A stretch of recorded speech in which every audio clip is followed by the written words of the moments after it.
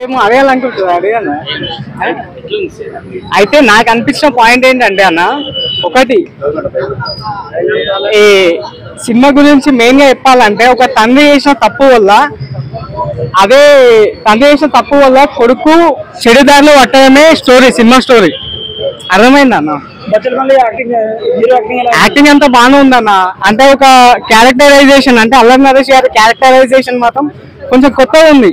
Cinema content మాత్రం ఒక తండ్రి చేసిన తప్పు వల్ల ఆ వ్యక్తి కొడుకు కూడా అదే చెడుదారులకే ఎంచుకుంటాడు. కానీ అది మాత్రం కరెక్టే కాదన్న. ఎందుకంటే సినిమా ఓవరాల్ గా ఏం చెప్పాలనుకుంటుండే అంటే చెడు వేషాలు ఏదైనా సరే ఆ వ్యక్తిలోనే ఉంటుంది. మార్పు అనేది ఆ వ్యక్తిలోనే మొదలవ్వాలి. ఏదో ఒక అమ్మాయి వచ్చి మార్చేస్తుంది అంటే మాత్రం అది కరెక్టే కాదు. ఎందుకంటే సినిమా చూసిన వాళ్ళకి అర్థమవుతుంది. సినిమా లాస్ట్ కి హీరోయిన్ చనిపోతుంది అంటే అర్థమైంది ఏదో అమ్మాయి వచ్చి మారుస్తా అనుకుంటారు. కానీ అమ్మాయి కూడా మార్చలేదు. ఈ సమాజంలో ఒక వ్యక్తి చెడుదారిలో పోతే ఎవ్వరూ మార్చలేరన్న. ఆ వ్యక్తి వల్లనే మార్పు మొదలవ్వాలి. అదే మెసేజ్ ఇచ్చింది అల్ల కూడా.